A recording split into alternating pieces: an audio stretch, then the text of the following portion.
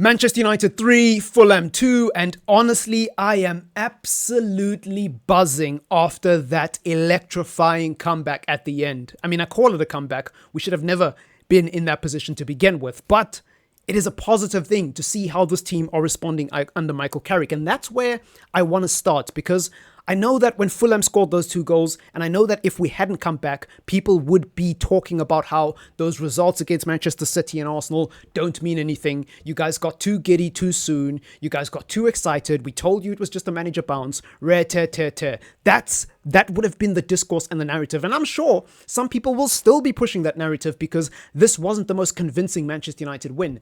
But my rebuttal to those people is precisely based on what we saw at the end there. This team, under the previous manager, that idiotic Portuguese manager who was sitting in our dugout for 14 months telling us that we need to suffer and that the squad isn't good enough and that's why I have to bring on a centre-back every single game, regardless of the game state. That guy, with this team, would have bottled this game. We would not have won. We do not walk out of Old Trafford with 3 points under we must suffer, man. If anything, we walk out talking about how the squad is not good enough, how we need new wing backs, how we need 2 new midfielders who excel at every part of the game because, you know, in a midfield 2, you've got to do the job of essentially 3 people. Therefore, you need someone like an N'Golo Kante who can do the job of 2 people and someone like an Emmanuel Matic in his prime who is an elite level holding midfielder. That's what Amram needed to make his system work. He needs world-class players in every position, which, by the way, is an indication that it's not a good system. But Carrick doesn't need that. Because we just beat Fulham at home and it wasn't a pretty performance, but there were some good individual performances. Casemiro was absolutely mint.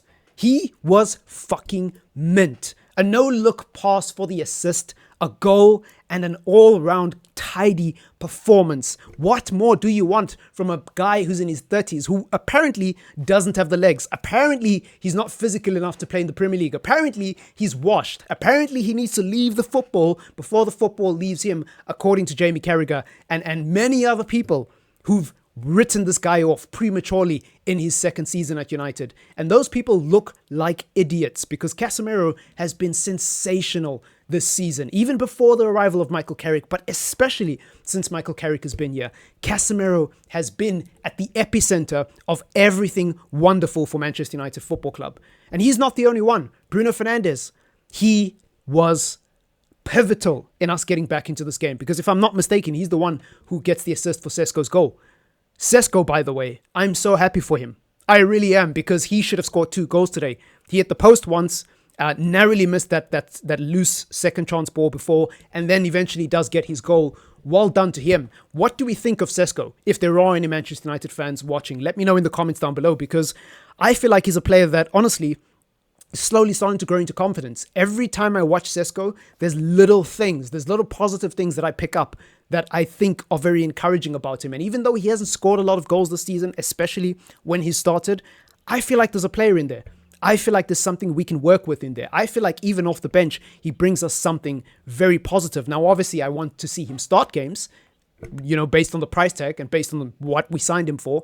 But for the time being, I'm actually really happy with the way Michael Carrick is using SESKO.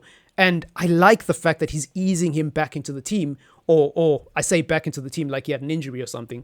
Actually, he did, didn't he? So I guess he is getting eased back into the team. Anyways, I like the fact that SESKO is being used the way he is under Michael Carrick. Shout out to him, man. He was really good today.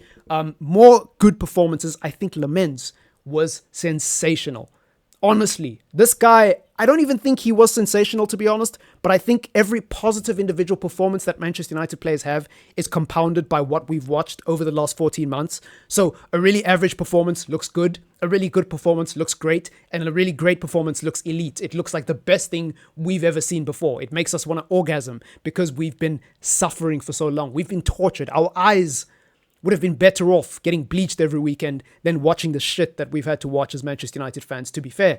But Lamens, I honestly think he does the basics so well. And after watching Andre Onana, after watching Bayinde, even to a certain extent David De Gea in that last season, because let's not pretend like De Gea didn't deserve to go. This is a breath of fresh air.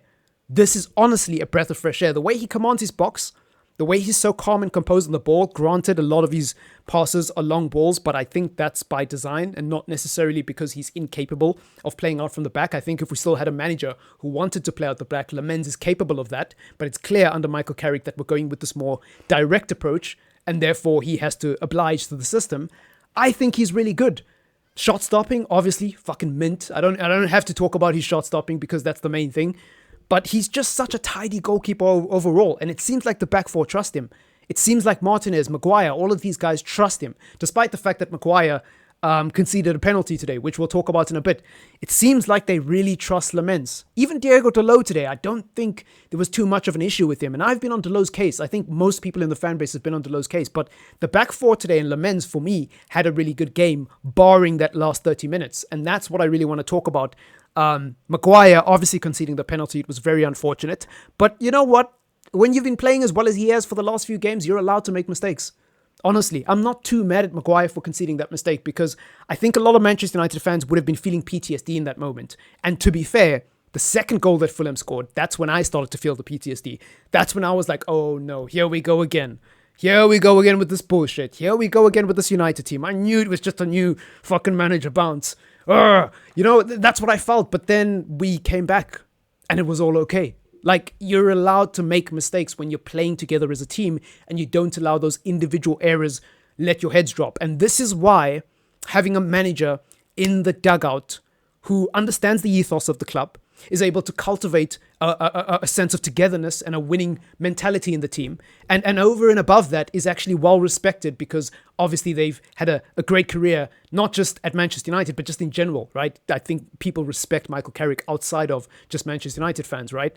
Even though he was widely underrated and widely disregarded as one of the greatest midfielders of all time, I think in hindsight, we can all look at Michael Carrick's career and say, you know what?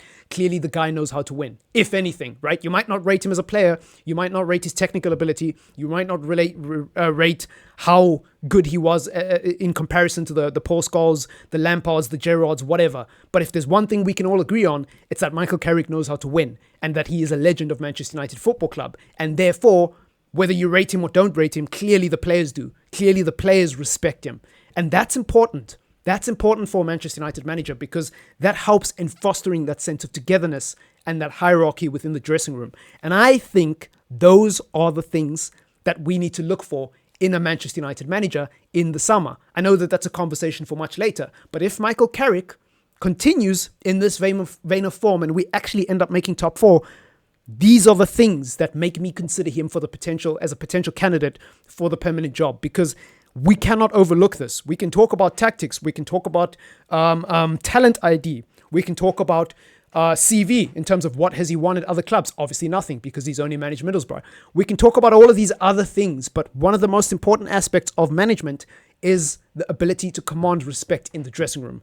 And one thing Carrick has over most of the managerial candidates that are on the list is that I think he'll be able to command respect a lot better because he just has that Manchester United history. He understands the club and those players clearly are playing for him. That is something that I don't think anybody can deny.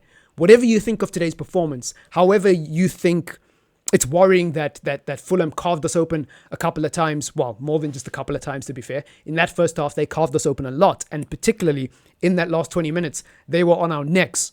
Whatever you think about those performances, you cannot deny that it's clear that these players are playing for Michael Carrick. They are listening to his instructions and there is a clear setup. There is a clear togetherness and a clear identity within this team. And I think that's really important.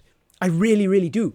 I was naive under Ole Gunnar Solskjaer because I didn't really respect the importance of that. And I thought that was just a sort of, what's the word?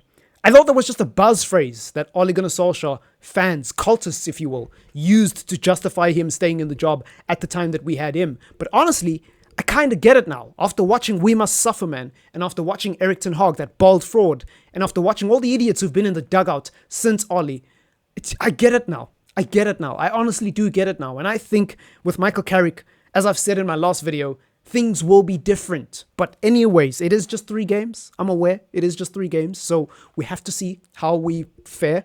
I believe we'll play Tottenham next and then Bournemouth, if I'm not mistaken. Let me just check the fixtures. Let's just see. What are Manchester United's next few games? West Ham. We play West Ham and we play Tottenham and then we play Everton. I think those games are winnable for Manchester United, and I think the future, at least in the short term, is looking pretty bright under Michael Carrick. One of the things that gives me so much hope, like I said earlier on in the video, apart from the way we set up, apart from his team selections, apart from the fact that he's playing players in the right positions and he's just got us playing back to the basics, got us going back to the basics is a better way to phrase that. I just think there is something different about this team's mentality under Michael Carrick. We don't let our heads drop, and we're clearly playing for the manager. And that for me, apart from the results and apart from making top four, obviously, is the most important thing right now. That's what I'm looking at in this Manchester United team. As an interim manager, your job is to come in and stabilize the ship. How you get that ship stabilized really doesn't matter. As long as that ship gets stabilized and you get us from point A to point B, that's all that matters as an interim manager. And don't forget, Carrick is just an interim. Don't judge him like he's a permanent manager. Please, I beg you, do not let PTSD of the past as a Manchester United fan get in your way of influencing how you judge this manager. But anyways, I'm waffling at this point, so I am going to end the video. Let me know what you think in the comments down below if you are a Manchester United fan. And even if you're not, if you made it this far in the video, don't forget to leave a like, subscribe, and yeah, let me know what your thoughts are in the comments down below. It's been your boy Triple M. Peace!